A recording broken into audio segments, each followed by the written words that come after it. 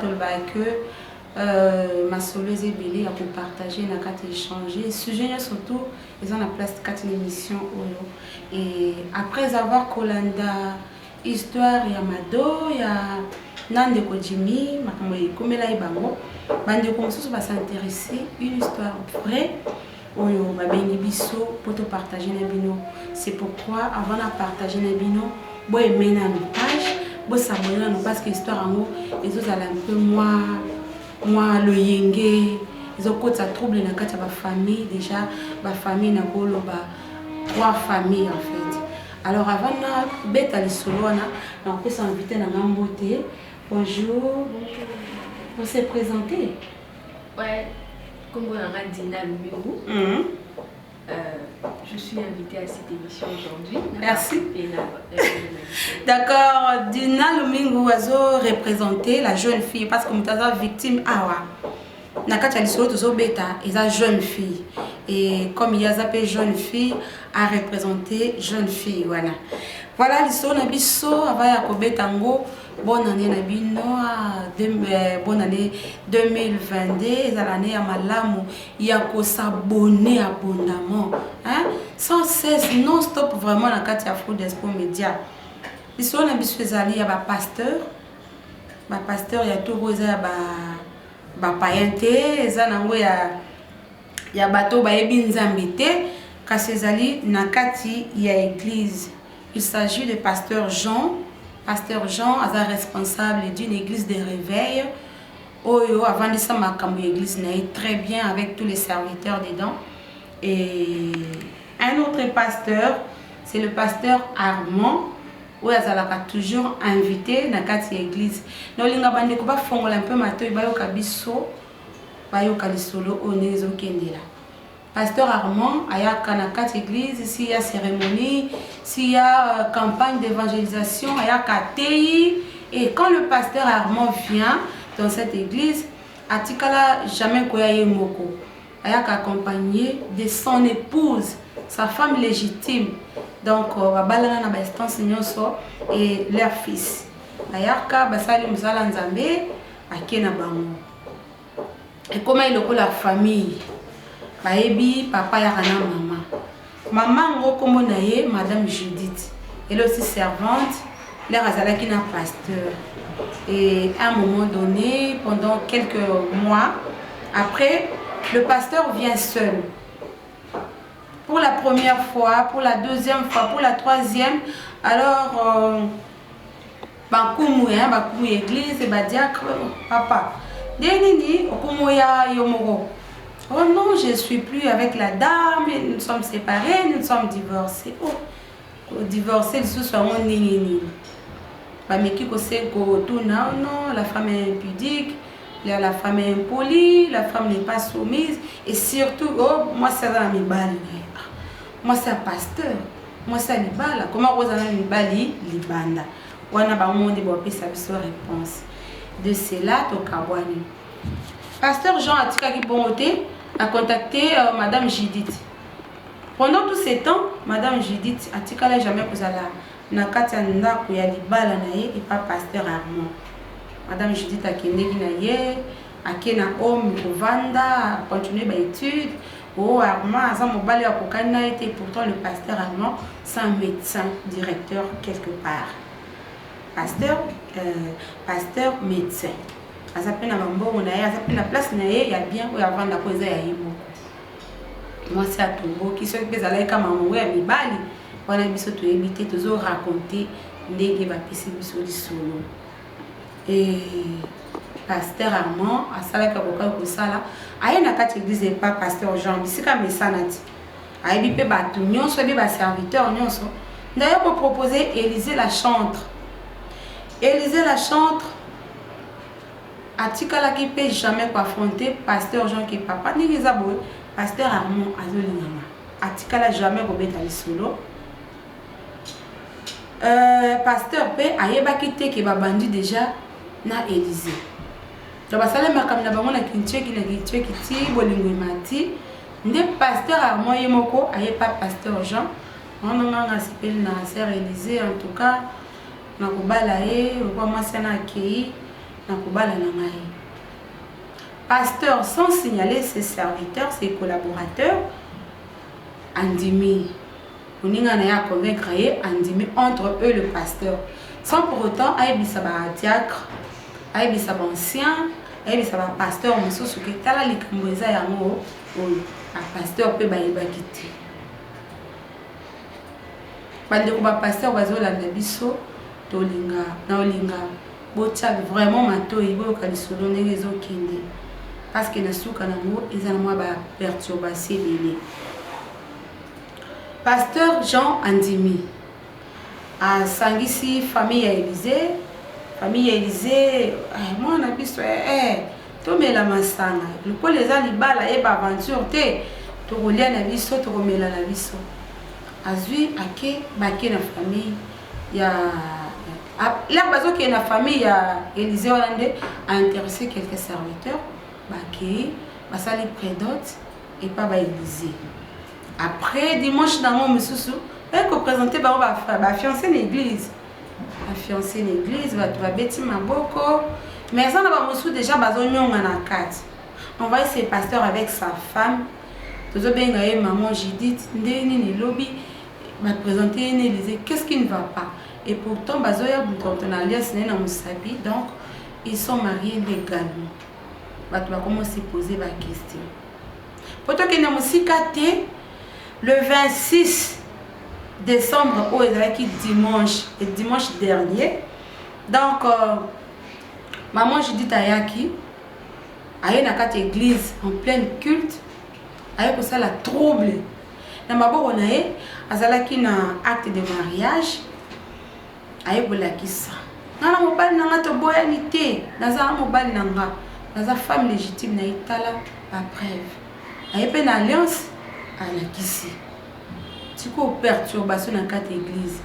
O ba serviteur ba bendana, o ba talana, toko sala ndenge. Après à ça la ko sala vraiment ba créer trouble na kati.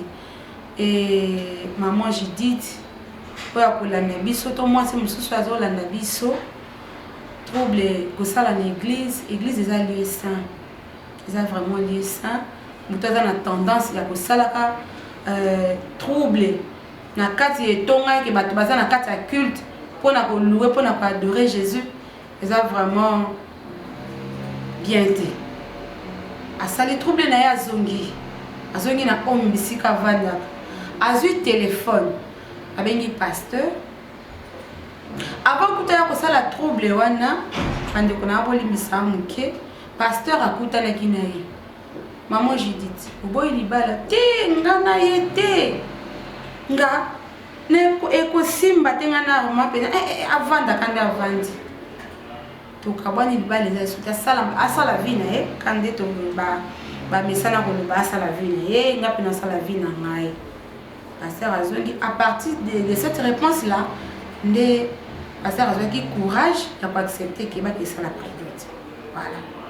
Madame a sali trouble ya zongi isika vandaka abengi bango na téléphone. Bomoni nde na zongi si bino bana mike, bomoni nde na sakane esprit na bino. Eza ba mikola buzoba.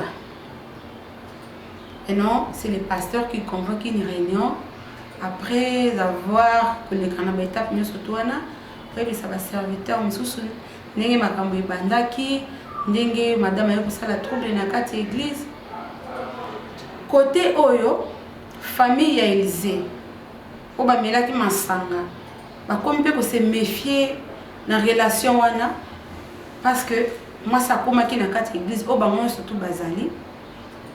Papa esali soni, maman esali soni. Élysée pe côté na ya azo pe sa position te, ya ebi que naza fiancé, d'ici là tozo kende na dot et puis le reste Madame Kuna Lobino, Eza Mobali nae, na acte de mariage aye nango dans quatre églises. Mobali a lobby dans quelques jours ou dans quelques temps, oui. Bazo bimisa lettre à divorce. Qui dit vrai? Et non, question, autre posée, bino ba téléspectateurs pour que vous puissiez savoir la réponse, mais en attendant. na zone pas Dina parce que Dina a représenté Élysée la jeune fille na ye. Est-ce que les cambos sont les alaki il y a Dina et comme elle est au bout oui que mon bal a moi c'est dans une église oui occupé que boyani okindaka na ndako ayaka te akuta ko na ndako te et finalement pour accepter ba prédompter ce qu'ils alaki na circonstance et comme wana boy que va être une église à salle de salle nous surtout nous te raconter tu allais faire quoi. Merci beaucoup maman Annie. Na amitié na place ya sœur Élysée. Vraiment c'est difficile, pas si pour nous comprendre ndenge azo se sentir na mythe mais toujours essayer un peu kolobaka ndeko biso pe toza ba. C'est parce que aux jeune fille, moi si koto abimi, famille koto pe ba commencer à méfier, tant que sous na bolingo na yebi que naza déjà partante. Il y a na kata libala wana libala zo koma nganda kuna kendara déjà mais bon c'est une déception vraiment azui likamo kwa makasi mais certainement la minute oyo yé Élysée azana ba problème azal dessus pour comme d'un peu perdre confiance et pas mon bail parce que le monsieur le pasteur Armand lui avait dit que j'ai déjà divorcé avec ma femme. C'est ce que le monsieur a dit que j'ai divorcé avec ma femme mais à mon niveau moi si à moi si à y est sous pour créer trouble déjà je perdre déjà la minute de confiance et sauté et le monter rassuré que oh il y a le bac qui est solo d'ailleurs il faut soit à l'objet que ça le divorce mais le divorce c'est exactement moi c'est une attestation en mariage en cours le divorce. Oui. Aussi, la faute revient à moi, Élysée. Je prends sa place. Parce que d'abord, avant l'amour, on voit aussi les intérêts. L'amour, quand on aime quelqu'un, on voit aussi quand je vais aimer, je serai dans la paix. On doit d'abord s'aimer avant d'aimer une autre personne. D'abord, je vois mes intérêts. Je me dis, quand je vais l'aimer, qu'est-ce que je vais bénéficier? Je serai dans la paix, dans la joie, ok, ça va. Mais elle s'est directement emportée par l'amour. Parce que c'est pas facile. Au monde en Moutoya, quand moi, c'est une église. Au Salaka, une église, voilà. Et oui, après, directement, aux autres, on dit facilement que tu divorcé. Si c'était moi à sa place, je vais demander des preuves. Qu'est-ce qui prouve que certainement, s'il s'agit d'aller voir la femme, toi qui peut-être au monde bonjour maman, est-ce que vous divorcez? Oui, en fait c'est pour me protéger moi-même. Déjà là, d'autres des serviteurs. Oui, utiliser même partir avec des serviteurs. Peut-être si tu partais c'est là au salon menacé, qui n'a pas serviteur. Parce que maintenant là déjà elle ne sait plus quoi faire. Mais si elle avait déjà prévenu ça, elle a la kimia. So déjà elle aura une solution déjà malgré que l'homme t'a dit, malgré qu'il y a l'amour. Mais aussi tu dois voir que est-ce que ça ira. Toi je viens à moi sinaye et donc comment elle te dit qu'elle te divorce aux autres. D'abord il faut penser aussi quand penser est-ce que le divorce c'est ça les mandats rapidement ou le divorce tu es besoin pas de temps. Quand des gens attendent bah ça les prédote pour aller dans ma cambia commune autre chose ça va toujours retarder oui en attendant l'être divorcé bim. Maintenant elle s'est mise dans le pétrin parce qu'elle ne sait plus quoi faire. Azawana sko famille be côté comme tu es chez que zomba là-bas tout le monde est comme église aussi elle peut recevoir des malédictions parce qu'il y a tout son église ah moi si on pensa lini abotoli maman pasteur on a biso mon bali il pensa comme on a dit ça que des gens peuvent commencer à dire ça malgré que c'est en fait le pasteur Armand apparemment c'est une église à terre on a une église mais quand même d'ailleurs quand on a bandi comme d'ailleurs pasteur à la mission d'ailleurs quand on est pasteur on a bango bon côté là quand on est que moi si on dans ma baie d'autres personnes peuvent dire que donc c'est elle qui a fait en sorte de divorcer elle pasteur a bandé quoi on a moi sinaye il est déjà abandonné pour pasteur alors pasteur a changé à vie de divorcer déjà c'est un problème c'est ta réputation n'a déjà au bébé c'est ça elle ne sait plus quoi faire elle devait penser à ça comment garder ma réputation c'est très important malgré l'amour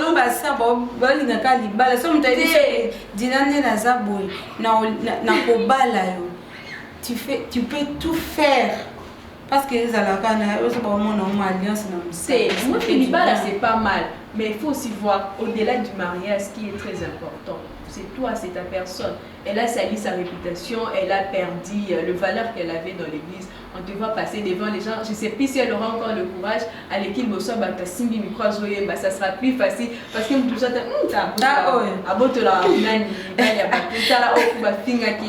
déjà c'est comme ça. Elle devait penser à ça avant tout. Tu penses d'abord à tes intérêts, tu penses d'abord à comment garder ta réputation. Sinon, c'est vraiment difficile pour l'instant de la conseiller. On ne sait même pas quoi dire. Parce que sa famille d'abord est contre elle pour l'instant. Sa famille va dire que contre leur amour. Oui, contre leur amour, c'est ça. On va dire qu'avant Mobanda, pour niveau l'anglais, Makambouana était comme à Tina niveau. Comme vous avez dit que le papa, toute la famille est à l'église. Parce que le papa a eu son nuana nyoso. Oui, ça fait pas bien déjà. La réputation de la famille est bafouée à cause d'elle. À cause d'elle. Aussi l'église aussi. La faute revient aussi au pasteur. Pasteur Jean, c'est ça son nom. Faut des zones pas naïe pour la transparence, c'est ça, et le mot a bien l'église. Si seulement le pasteur pouvait déjà dire à l'église que pasteur Armand, là ça va divorcer dans moi sinaï. Donc si on est dans tout souvent on a problème de divorcer dans moi sinaï. Et on a va téléspectateur on va payer sa biso. Bon, ça la réponse n'a pas mot, mais mingi vous allez à côté, Élysée en tant que jeune fille, il a place naé, ce qui peut penser autrement. Nous lobby que ça déception la famille, c'est quoi impossible pour nous conseiller parce qu'à autres à la côté au moins si ami bimisi, à autres à la côté pour la famille basa contre et puis à autres à la côté bolingo côté église. Donc pour naïe vraiment conseil c'est quoi dans la place T. Conseil d'intimité qui est voilà, l'histoire de la bise qui a un goana et tout ça là, il peut passer dans quatre églises. Les camoba pasteurs, belé baza base, ma cambo belé dans quatre société, mais ba pasteur peut bazo sur la biso, ba conseil na matière na bango, mais une grande partie vraiment ils ont na pour perturber ordre ya la famille moussous. Question, il y a des téléspectateurs pour beaucoup répondre à un message, dans un commentaire pour que les solos tous de la solution. Parce que jusque-là, Élysée a eu banina salati. Élysée Moussali, Élysée Mwana na Katandako, Élysée fiancé, Élysée Mbanda. La bande libre. Élysée Mwana na Katandako na bango, Élysée fiancé. Il y a pasteur Armand, Élysée servante dans quatre églises, et puis Élysée Mbanda et Madame Judith. Alors, Tokotuna, à qui la faute dans les solons surtout Betiwana, pasteur Jean, responsable de l'église, ou on dit qui qu'on invite à pasteur Armand à côté. Otuna Moussous, pasteur Jean. Les affaires pour Andimaki Élysée comme fiancé il y a pasteur Armand avant que soit document légal il y a divorce. Question Moussous. Est-ce que Madame Judith Ndazana azana tort parce que ebisaki mobali ki bakabwani et que vraiment bakabwani vraiment ne bakabwana raki ngana ke yo petit kala mais pendant leur mariage et que ça qui ma communauté de bien ma communauté et que surtout que Aza un acte de mariage et quoi ça qui bimil et lettre à divorce est limitée azongi na commune abino ngaka mobali nanga attaque de ndenga penga ki ndenga tineki ba voici que na ça biso ba mais tant que ça na acte de mariage akolo ba ki en tout cas ngaka mobali nanga mais yaza ma communauté ça libanda à punir mobali. Ça peut aussi arriver. Est-ce que ça ne sera pas un problème pour Élysée Wana? Et ce qui est grave pour Okabwana Bino, c'est que l'église est comme une insécurité. Insécurité, ça le qui message de Simon en retard. Comme déjà comme Ibenda, bandimi mususu ba décourager. Quand il fallait transparence ces là. Et on dit quelque chose, les cambosos na passe tout ça. ata eza monene okobenga quelques têtes ata toute l'église ezala au courant te mais obengi une part obengi ba serviteur bo partager parce que serviteur na serviteur aza na famille na ye ayebisa na famille non j'étais au courant tozalaki na réunion tu vois et maintenant déjà mwana na mwana akomi kobendana église ekomi ya kokabwana à cause ya likambo pasteur Armand ake koluka mwana na église ya pasteur Jean mwana ngo Élysée etikali siko na ngambo na bino ba téléspectateur na biso ba internaute na biso ndenge bosunga biso na lisolo ya Madonna Jimmy bosunga pe na lisolo ya église oyo ezokende na kokufa pour pasteur Jean après avoir koyambaye abungisi déjà bandimi na quelques serviteurs ba serviteurs mususu baloba to komi déjà na perturbation spirituelle parce que papa c'est que dès toyebi makambo oyo eza na mususu déjà il na kati ya kokwa sala ka yemoko mais o ne ko péter boye c'est que déjà makambo ezala to yebara te muto bandi penser na ndenge ne parce que ayebaki déjà kofungola makambo avant te dès to tiki bali côté na bino bosunga biso na ba conseil déjà likambo eleki le 26 décembre dernier ezalaki dimanche ezalaki dimanche après Noël nde likambo ya kokama ya mwana biso tozalaka wana kaba intermédiaire mpona kolekisa ba message bobenga bopesa ba conseil ekosunga alors kuna pe côté na bango bakosungama ba pasteur eza mwa pasi to eza to na bino eto abato mosusu pe ezalaka eza to na bino vraiment bino nde bosunga biso Dina merci merci pour na partage na yo ndimi ko jouer koloba nesika ya Élysée mosali to ebite soki Élysée akoza su courage ya ko servir lisusu nzambe vraiment ezo sala nungu elle n'est pas à l'aise azipa na bango mais netika ki mandako koto nakena ndako mobali ta musu pe moi sanga ko ya kutanga kuna ko nakena église bandota na miso mabe donc il serait un peu de sauver la vie de cette Élysée là pour que atika la ma place moko elongo ba sinon on peut aussi perdre Élysée Karaboy na se ya ba makamyo surtout na kati église sinon bozala toujours branché na Afro Diaspora Media tolingi bino mingi tozana bino ensemble j'espère mosusu pe ezali ndenge bango babinaki bino bobenga biso to partager kana bino pour que tokomisa sango tozwa pe ba commentaire na ba conseil ya bino bozolanda biso merci sinon totikali na bino awa bonne fête bonne année 2022 chez vous au revoir.